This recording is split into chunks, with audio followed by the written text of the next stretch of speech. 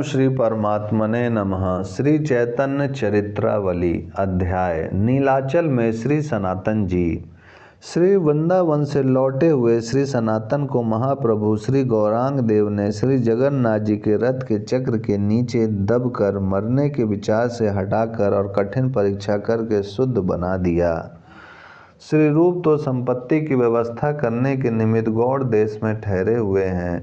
अब इनके भाई श्री सनातन जी का समाचार सुनिए। सनातन जी ने मथुरा महात्मा हस्तगत करके उसी के अनुसार व्रजमंडल के समस्त तीर्थों की यात्रा की। यात्रा के अनंतर उन्हें अपने भाई से भेंट करने तथा प्रभु के दर्शनों की इच्छा हुई। अपने भाइयों का समाचार जानने के लिए वे व्रज से नीलाचल की ओर चल पड़े। गौड़ तो उन्हें जाना ही नहीं था, क्योंकि ये जेलर के इस बात का वचन दे आए थे। अतः प्रयाग से काशी होते हुए झाड़ी खंड के विकट रास्ते से ही ये पुरी की ओर चले। इन्होंने सब लोगों के जाने वाले राजमार्ग से यात्रा करना उचित नहीं समझा, इसीलिए जंगल के कंटकाकीर्ण भयंकर पथ के ही पथिक बने। रास्ते में जंगल की झाड़ियों की विषैली वायु लगने से इनके संपूर्ण अंग में भयंकर खुजली हो गई। खुजली पक भी गई और उससे पीप बहने लगा। जैसे तैसे ये पुरी में पहुँचे। पुरी में ये कहाँ ठहरे, पहले कभी आए नहीं थे।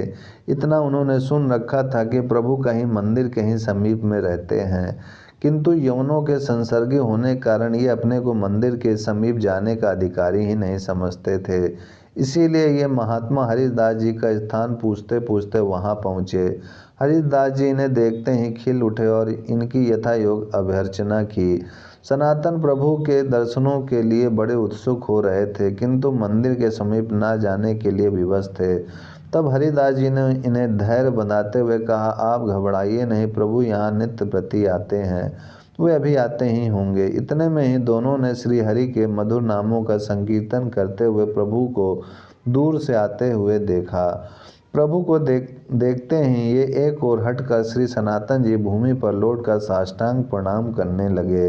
हरिदास जी ने कहा, प्रभु सनातन साष्टांग कर रहे हैं, सनातन यहाँ कहाँ। इतना कहते हुए प्रभु जल्दी से सनातन का आलिंगन करने के लिए दौड़े। प्रभु को अपनी ओर आते देखकर सनातन जी जल्दी से उठकर एक ओर दौड़े और कातर स्वर से कहते जाते थे, प्रभु मैं नीच, एक तो वैसे ही अधम नीच और यवन संसर्गी था, तिस पर भी मेरे संपूर्ण शरीर में खाज हो रही है, आप मेरा स्पर्श ना करें। किंतु प्रभु कब सुनने वाले थे। जल्दी से दौड़कर उन्होंने बलपूर्वक सनातन जी को पकड़ लिया और उनका गाढ़ालिंगन करते हुए वे कहने लगे, आज हम कृतार्थ हो गए। सनातन के शरीर की सुंदर सुगंधी को सूंघकर हमारे लिए परलोक दोनों ही मधुर सुधर गए। सचमुच प्रभु ने सनातन जी के दिव्य शरीर की खाज में से एक प्रकार की दिव्य सुगंधी का अनुभव किया। सनातन जी संकोच के कारण किम कर्तव्य विमूढ़ हो गए। महाप्रभु की अपार अनुकंपा के भार से दबे हुए वे विवश होकर पृथ्वी की ओर देखने लगे। महाप्रभु की अहेतुकी कृपा के स्मरण से उनका हृदय पिघल रहा था और वे पानी बन बनकर आंखों से के द्वार निकलकर प्रभु के कसाय रंग वाले वस्त्रों को भिगो रहा था। थोड़ी देर के अनंतर प्रभु वहीं एक आसन पर बैठ गए। नीचे सिर किए हुए भूमि पर सनातन जी और हरिदास जी बैठ गए। प्रभु ने धीरे धीरे रूप के आने का और उनके मिलने आदि का सभी वृत्तांत सुना दिया। इसी प्रसंग में प्रभु ने श्री अनूप के परलोक गमन का समाचार भी सुना दिया। भाई के वैकुंठवास का समाचार सुनकर वीतराग महात्मा सनातन जी का भी हृदय उमड़ आया।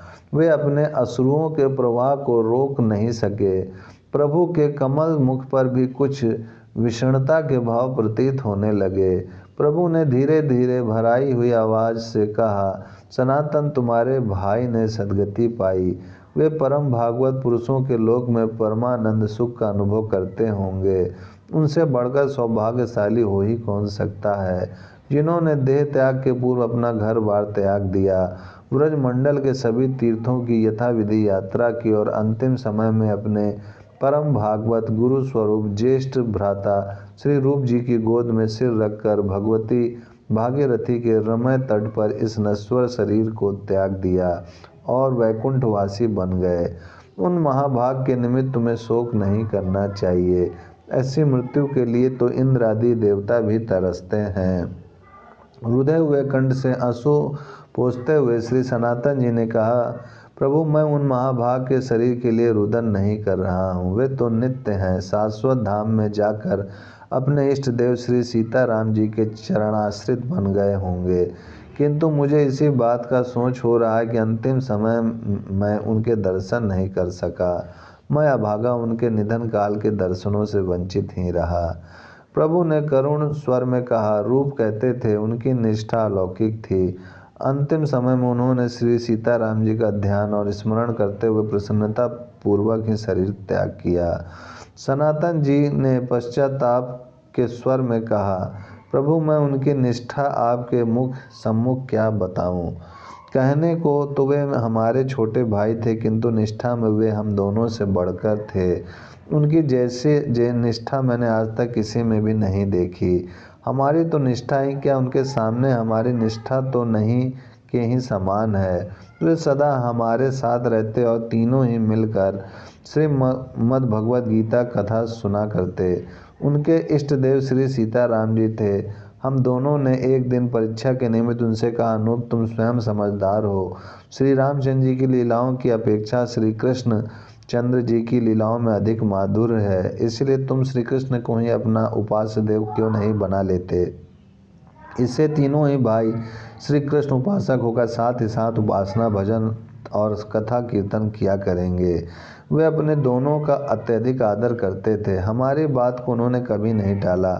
हमारे ऐसा कथन को उन्होंने स्वीकार कर लिया और कहा, आप दोनों भाई ही मेरे गुरु, माता पिता तथा शिक्षक हैं। आप जैसा कहेंगे वैसा ही करूँगा। कल मुझे कृष्ण मंत्र की ही दीक्षा दे देना। इतना कहकर वे सोने चले गए।